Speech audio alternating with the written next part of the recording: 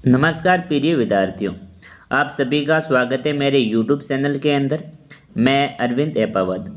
मैं आज अर्धवार्षिक परीक्षा 2024-25 का हिंदी विषय का पेपर जो कक्षा 7 के लिए लेकर आया हूं। ये पेपर सबसे इम्पोर्टेंट है और आपका यही पेपर इसी के हिसाब से आपको अर्धवार्षिक के अंदर पूछा जाएगा।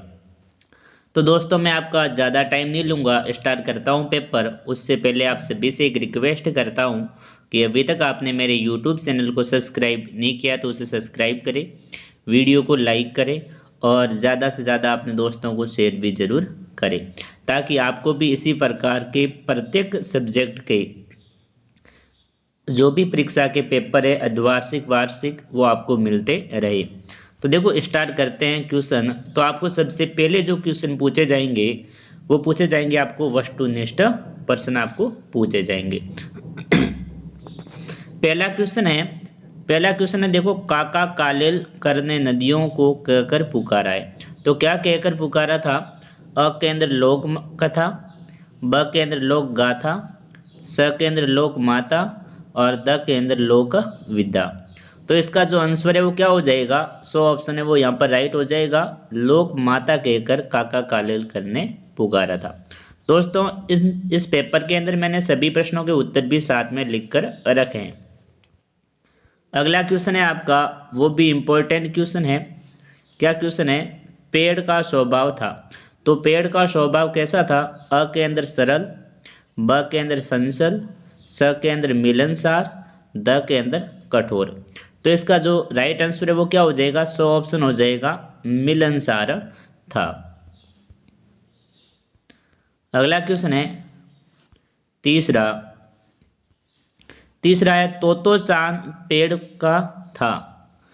जो तोतो चांद था वो पेड़ का क्या था? अ के अंदर देखो बड़ा सा, छोटा सा, नाटा सा या मजला सा। जो तोतो चांद था वो पेड़ मतलब कैसा पेड़ था? तो वह ना जो तोतो चांद था वो कौन सा पेड़ था? बड़ा सा था। क्या था? बड़ा सा। ठीक है ना। अगला क्वेश्चन पूछा आपसे सोता, वो भी इम्पोर्टेंट क्वेश्चन है। यहाँ पर धन दौलत होने पर बहुत से लोग बन जाते हैं।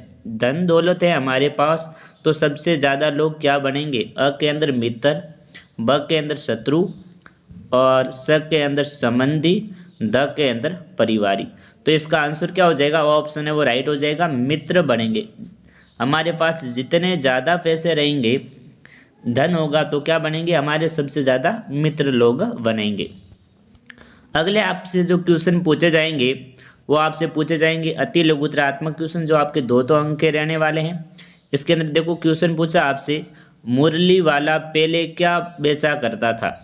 जो मुरली वाला था वो उसने सबसे पहले क्या बेचा था? तो मुरली वाला पहले खिलौने बेचा करता था। क्या बेचता था वो? खिलौने बेचता था। अगला क्वेश्चन है देखो सट्टा क्वेश्चन है, सिनेमा के पोस्टर पर बड़े बड़े अक्षरों में क्या लिखा था। ये भी आपकी किताब में से लिया गया है। सिनेमा का जो पोस्टर था उसके ऊपर बड़े बड़े अक्षरों में क्या लिखा हुआ तो इसका आंसर है, सिनेमा के पोस्टर पर बड़े बड़े अक्षरों में पापा खो गए लिखा गया था। ये मतलब आपके पाठ का नाम है पापा खो गए, वही है। ठीक है ना। अगला क्वेश्चन पूछा आपसे, अगला है सातवां क्वेश्चन है, कविता में किसे सिर पर बांधे सापे के समान बताया है। तो कविता के अंदर किसे सिर पर बंधे सापे के समान बताया है। तो इसके अंदर क्या हो जाएगा आंसर? कविता में आकाश को सिर पर बंधे सापे के समान बताया गया है। अगला क्वेश्चन है आपका आठवां, वेरी वेरी इंपॉर्टेंट क्वेश्चन है, रिश्ते नाते कब तक साथ देते हैं। जो रिश्ते नाते होते हैं वो कब तक साथ देते हैं। तो इसका आंसर क्या हो जाएगा? रिश्ते नाते तब तक साथ देते हैं जब तक हमारे पास धन दौलत होती है। अगला भी क्वेश्चन है जो आपकी एक कविता से क्वेश्चन लिया गया है, आँख में तिनका गिरने पर क्या हुआ। तो इसका आंसर क्या हो जाएगा? आँख में तिनका गिरने पर आँख लाल हो गई और दर्द होने लगा। अगले क्वेश्चन है आपसे पूछे हैं लघुतरात्मक क्वेश्चन पूछे हैं, जिनके आंसर मैंने यहाँ पर भी लिख रखे हैं। ठीक है ना। तो देखो इसका जो 10वां क्वेश्चन पूछा है वेरी वेरी इंपॉर्टेंट है, खिलौने वाले के आने पर बच्चों की क्या प्रतिक्रिया होती थी। तो देखो इसका आंसर आप लिखोगे, इसका आंसर हो जाएगा खिलौने वाले की मधुर और सुरीली आवाज़ सुनकर बच्चों में हलचल मच जाती थी। वे अपने खेल को छोड़कर घरों, गलियों और उद्यानों से उसके पास खींचे चले आते थे। इस हड़बड़ी में किसी के टोपी गिर जाती थी तो किसी के जूते उद्यान में ही छूट जाते थे। इस हिसाब से आप इसका आंसर लिखोगे। अगला क्वेश्चन पूछा है, वेरी वेरी इंपॉर्टेंट है 11वां। लेटर बॉक्स को सभी लाल ताऊ कहकर क्यों पुकारते थे? तो इसका आंसर लिखोगे, लेटर बॉक्स को सभी लाल ताऊ कहकर इसलिए पुकारते थे क्योंकि वह पूरा का पूरा लाल रंग से रंगा हुआ था। साथ ही वह सॉरी सॉरी सबकी सीटी पढ़कर समाज के लिए चिंतित होता था, इसलिए उसे लेटर बॉक्स या लाल ताऊ के नाम से पुकारा जाता था। अगला क्वेश्चन पूछा आपसे 12वां, आँख में तिनका पड़ने के बाद घमंडी की क्या दशा हुई? तो इसका आंसर क्या हो जाएगा? आँख में तिनका पड़ने के बाद घमंडी तिलमिला उठा और बेचैन हो गया क्योंकि उसकी आँख लाल होकर दुखने लगी थी, जिससे उसका सारा घमंड सूर सूर हो गया। अगला क्वेश्चन पूछा आपसे जो आपकी व्याकरण से क्वेश्चन लिया गया है, विलोम शब्द लिखिए। तो यहाँ पर आपको विलोम शब्द लिखना है। तो देखो आकाश, तो आकाश का विलोम शब्द क्या हो जाएगा? पाताल हो जाएगा। मानव, मानव का विलोम शब्द क्या हो जाएगा? दानव हो जाएगा। जल, जल का हो जाएगा थल। और अगला जो है सदासार, सदासार का हो जाएगा दुरासार, विलोम शब्द हो जाएगा। अगला क्वेश्चन पूछा आपसे 14वां पूछा है, वेरी इंपॉर्टेंट है दोस्तों। देखो आपको पर्यायवाची शब्द आपको याद होने ही चाहिए, वो भी कम से कम 4 याद होने चाहिए प्रत्येक के। तो देखो बादल के पर्यायवाची शब्द लिखने हैं 4। तो मेघ, घन, जलद, पयोद। फिर देखो यहाँ पर पूछे आपसे पूछे सूर्य के पर्यायवाची शब्द। तो सूर्य के पर्यायवाची शब्द होते हैं रवि, भानु, दिनकर, प्रभाकर, दिवाकर। ये सारे होते हैं जो सूर्य के पर्यायवाची शब्द होते हैं। अगला पूछा आपसे आँख के। तो आँख के देखो नेत्र, नयन, चक्षु, लोचन और आकाश। आकाश के पर्यायवाची शब्द पूछे तो आपसे नभ, गगन, अंबर और व्योम। इस हिसाब से आपको इनके पर्यायवाची शब्द भी लिखने हैं। अगले क्वेश्चन पूछे आपसे जो निबंधात्मक क्वेश्चन है। देखो यहाँ पर निबंधात्मक प्रश्न, ये क्वेश्चन है आपके 5 या 6 अंक के रहने वाले हैं। तो देखो सबसे इसमें जो 15वां क्वेश्चन पूछा है, इंपॉर्टेंट क्वेश्चन है, हम पंछी उन्मुक्त गगन के कविता के माध्यम से कवि हमें क्या संदेश देना चाहता है? तो इसका आंसर आपको इस हिसाब से लिखना है, इस कविता के माध्यम से कवि हमें संदेश देना चाहता है कि हमें परतंत्रता किसी भी कीमत पर पसंद नहीं है। यदि किसी कारण परतंत्रता की बेड़ियां पड़ भी जाए तो हमें स्वतंत्रता प्राप्ति हेतु निरंतर प्रयास करता रहना चाहिए। अगला क्वेश्चन पूछा 16वां, ये भी इम्पोर्टेंट क्वेश्चन है, काका कालेलकर ने नदियों को लोक माता क्यों कहा है? तो नदियाँ हमें अपनी अमृत रूपी जल से जीवन प्रदान करती है। खेतों की सिंचाई कर हमें अनाज सब्जी देती है। परोक्ष रूप से हमारा पालन पोषण करती है। नदियों के शीतल जल से स्नान कर हम अपनी थकान दूर करते हैं। नदियों के जल से बिजली बनाई जाती है। इसके साथ ही नदियाँ कल कारखानों से निकलने वाले गंदे रसायनों को अपने आंचल में समेट लेती है।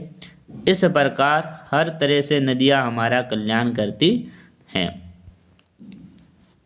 कल्याण करती है। ये कल्याण करने की भावना माता में ही हो सकती है, इसलिए नदियों को लोक माता कहा गया है। इस हिसाब से आपको इतना बड़ा आंसर लिखना है इस क्वेश्चन का। ये वेरी वेरी इंपॉर्टेंट क्वेश्चन था। ये जो 17वां क्वेश्चन है ये भी इम्पोर्टेंट है। रहीम के द्वारा, रहीम ने कुंवार के बादलों की तुलना किससे की है?